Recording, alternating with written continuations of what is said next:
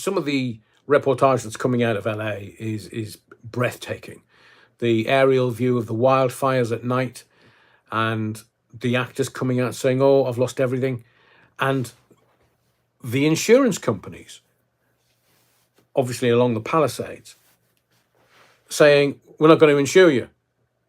Why would they do that? Like 2 or 3 months before the fires hit, and they're saying that there's some arson. Obviously, a Labour Party fire, and you can get a SanDisk. Put all your photographs on that. Yeah, Gene Psychic. Yeah, absolutely. Would you take your computer?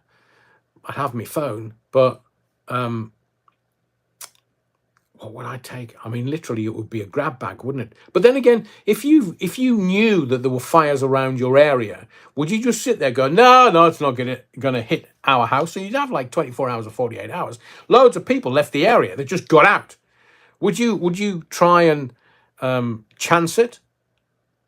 And there's a new sort of theory coming out about the houses, because people are asking, how comes the trees didn't get burned down?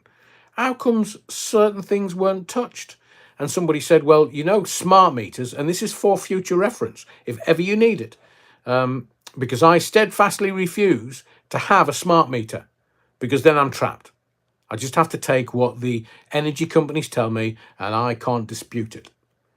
So I'm not a fan of any house or home that I may move into at any future point having a smart meter.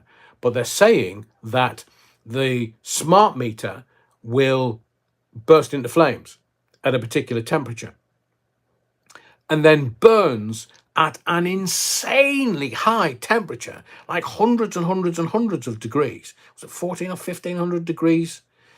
And what that then does is it heats up the copper sort of connections to the house, and the fire travels along.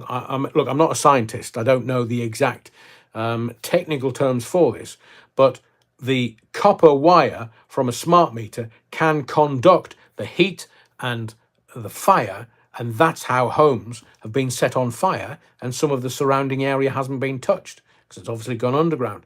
I do know from my survival training with ninjutsu that you don't put a fire in the ground. Some people would sort of dig a fire pit. Well, fire can travel underground. It doesn't have to stay on top. It can travel underground.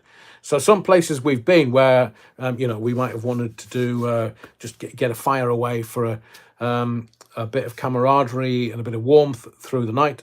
And we were told many, many, many times you can't dig a pit and put a fire in a pit, because the fire might actually travel underground to elsewhere, and it could be hundreds of meters away for all you know. So the fire in LA could actually be traveling underground as well as over the top, and it could be smart meters that's